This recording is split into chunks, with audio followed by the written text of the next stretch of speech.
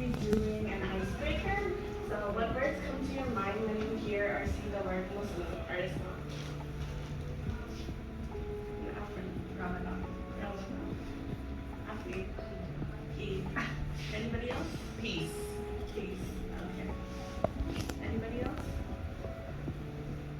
You and the green card. My friends. Your friends. Okay. Amma? Eid.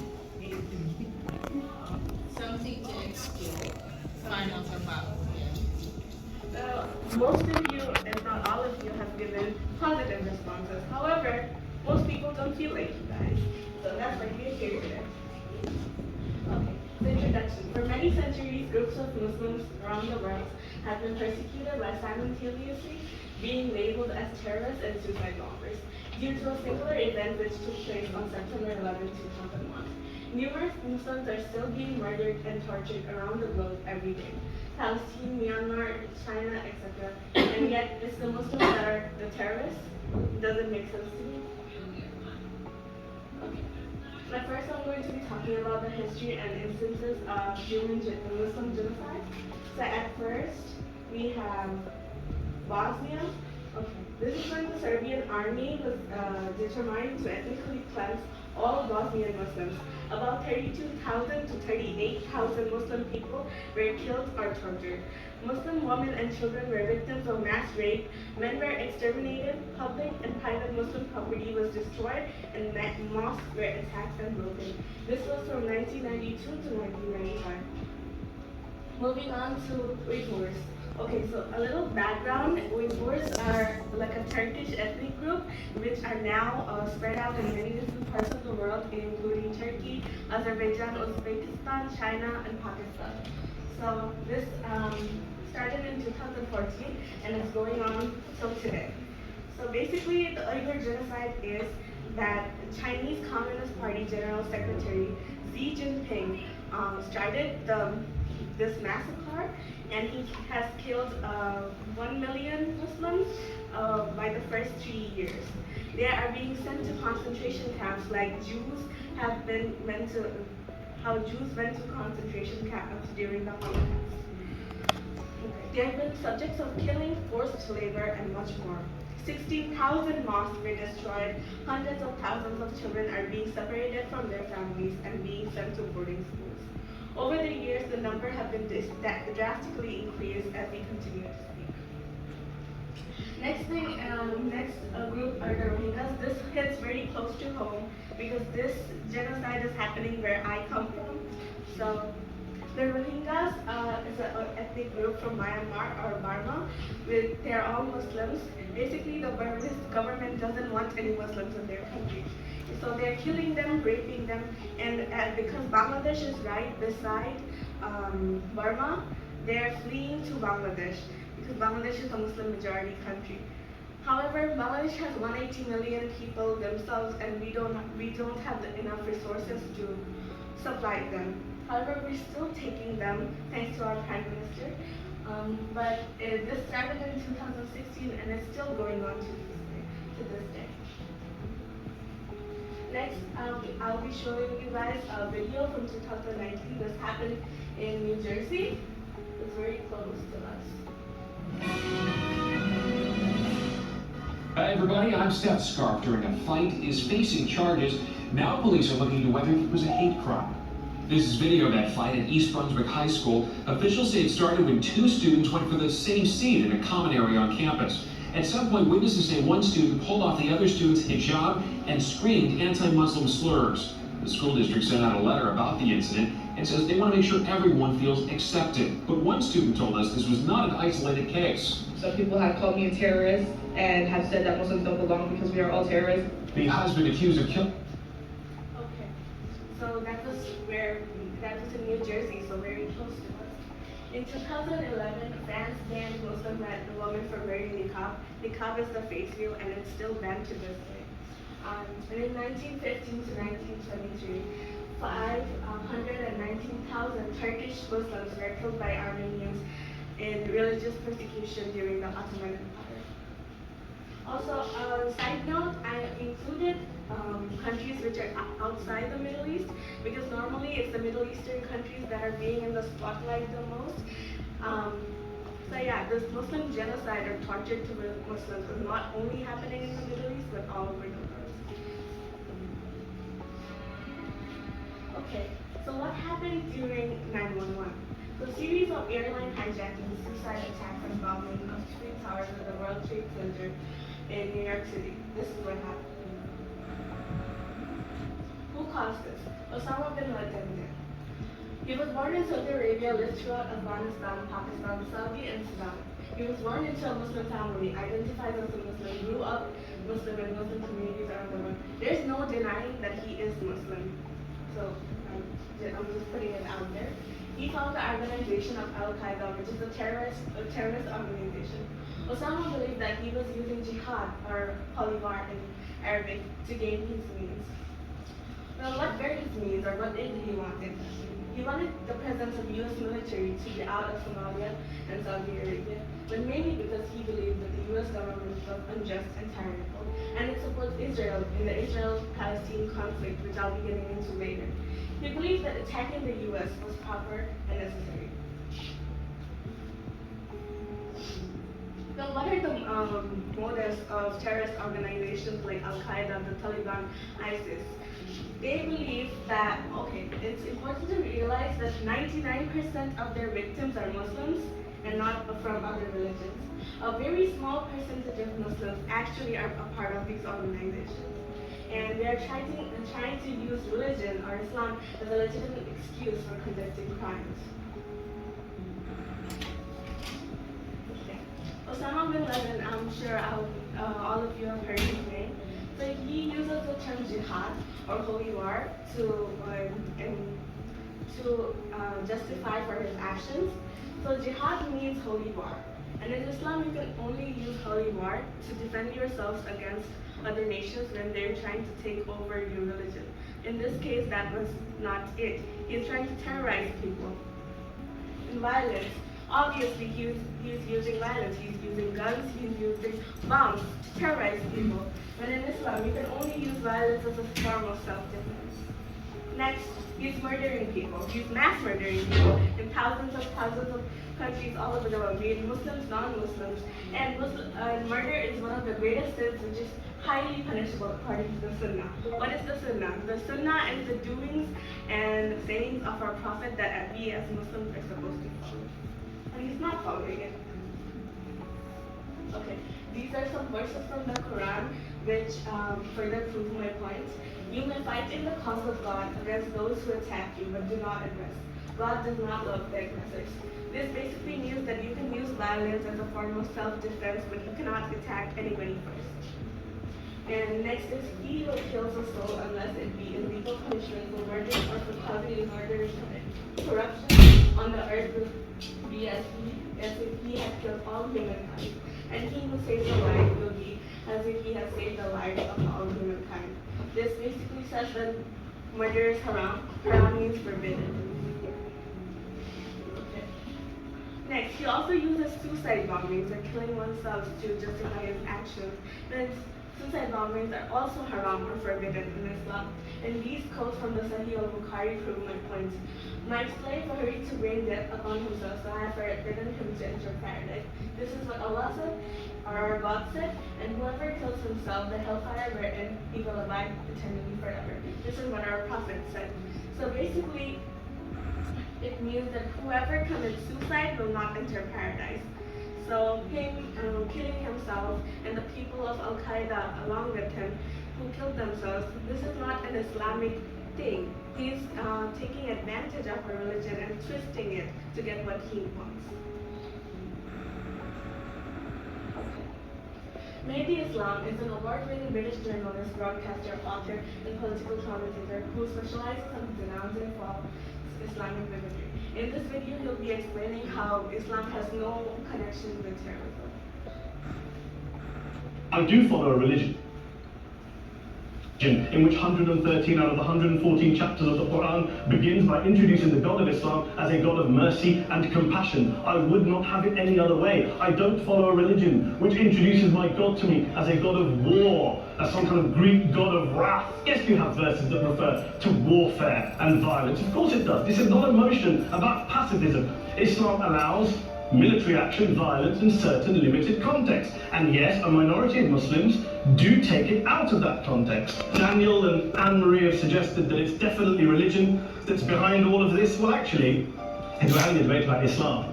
And the opposition tonight have come forward. We have a graduate in law, a graduate in modern history, a graduate in chemistry. I admire all of their intellects and their abilities, but we don't have anyone who's actually an expert on Islam, a scholar of Islam, a historian of Islam, a speaker of Arabic, even a terrorism expert or a security expert or a pollster, let alone to talk about what Muslims believe or think. Listen to Professor Robert Pate of the University of Chicago, one of America's leading terrorism experts, who, unlike our esteemed opposition tonight, studied every single case of suicide terrorism between 1980 and 2005, 315 cases in total. And he concluded, and I quote, "There is little connection between suicide terrorism and Islamic fundamentalism or any of the world's religions. Rather, what nearly all suicide terrorist attacks have in common is a specific secular and strategic goal to compel modern democracies to withdraw military forces from territory that the terrorists consider to be their homeland." Polls Gallup carried out the biggest poll of Muslims around the world, 50,000 Muslims in 35 countries. 93% of Muslims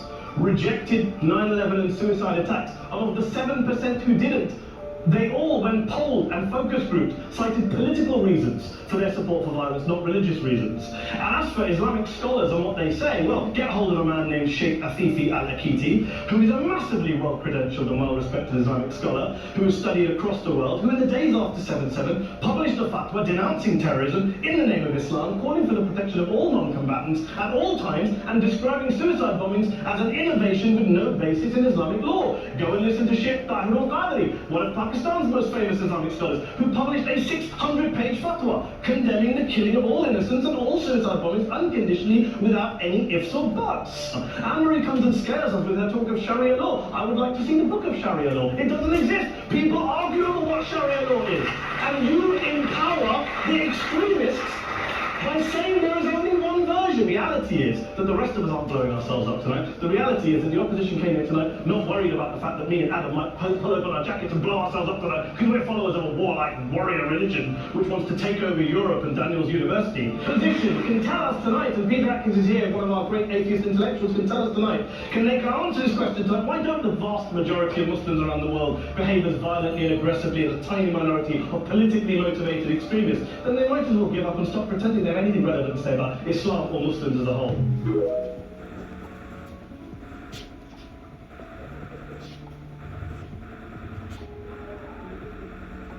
I do follow a religion in which... Pushing hold down and then using the axe.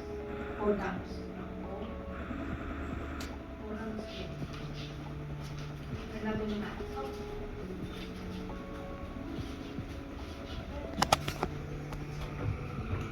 I do follow a religion in which 113 out of 140... Okay, so that proves that terrorism has no connection with Islam. Now moving on to how many people died in 9/11? 2,996 Americans died. Let's move on to more statistics. How many Muslims have died due to persecution? Over 10,000 Indians since 1950. 1,500 Somalis, nearly 300 Palestinians every year since over a century, and 7,299 Iraqis. This is also only a small percentage of the people that have been persecuted. There's a vast number of people who died in other countries as well, especially in the Middle East. Okay. That concludes half my presentation, and that was intense. So we are going to take a break and play some music.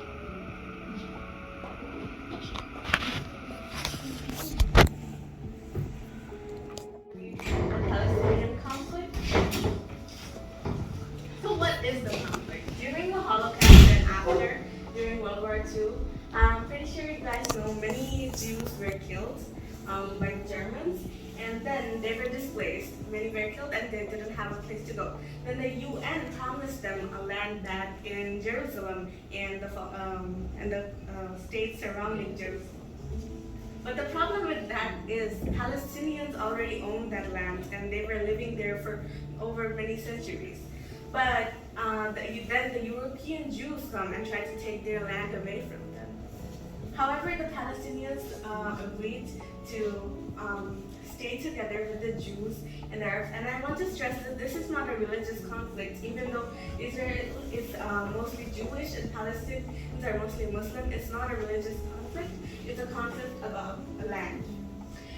So Palestinians agreed, but the Israelis didn't. So then the war started. And the war started over 100 years ago. So at this time, they declared war and they wanted to gain sovereignty over the land. They wanted the land to be only to themselves. Okay.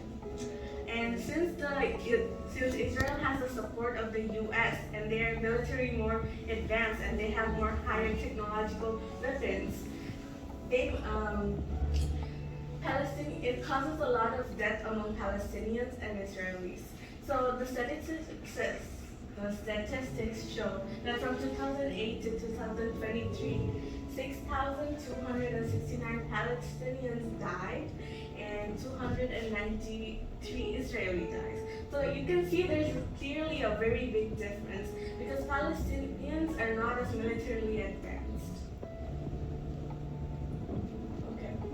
Recently in Masjid al-Aqsa, which is the third holiest site in Islam, during the month of Ramadan, they were praying inside, and then Israeli soldiers came and took them out, basically beating them and bombing them. This is the footage of what actually happened. Cell phone footage appears to show Israeli riot police pummeling worshippers with batons, firing stun grenades and rubber bullets after storming the Al-Aqsa Mosque. Israeli police say they launched the pre-dawn raid after what they called agitators barricaded themselves inside. Releasing this body cam video, they say shows officers coming under attack from fireworks as they tried to clear the mosque. They attacked us in there, one worshiper shouts. All the young people inside are suffering and no one is helping them. Israel says more than 350 people were arrested. Palestinians say more than 500 worshippers unlawfully detained. The Al-Aqsa Mosque is not only the third holiest place in Islam, it shares a hilltop with the Temple Mount, the most sacred site in Judaism. And the violence erupted at a sensitive time, on the eve of the Jewish Passover and in the middle of the Muslim holy month of Ramadan. It triggered a retaliation from Palestinian Hamas militants in Gaza. Footage showed a number of incoming rockets intercepted by Israel's Iron Dome defense system. The Israeli Air Force responded with airstrikes on Hamas military sites. And even as they clean up the aftermath of the Al-Aqsa clashes, both sides are bracing for increased tensions as Passover begins tonight.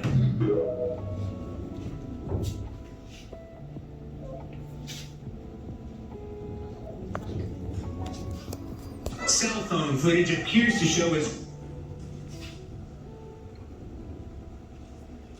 Well, I want to talk a little more about this. So basically the countries surrounding Palestine are all Arab countries and in favor of Palestine, obviously. However, like I mentioned before, because Israel's military is so advanced and they have those high-tech weapons, they cannot engage themselves to defend Palestine because their country will be bombarded too. However, Lebanon recently launched some missiles into Israel, and I want y'all to realize this war has been going for over a century, and every single day Palestinians are being stripped off their lands and homes, and people are being murdered, and their mosques are being destroyed right as we speak right now. So my conclusion is that Muslims all over the world are victims of terrorism themselves, then how are we labeled as the terrorists in society? Thank you. Ms. Landing always said to cite your sources. Yeah. So I cited my sources, and thank you so much for paying attention.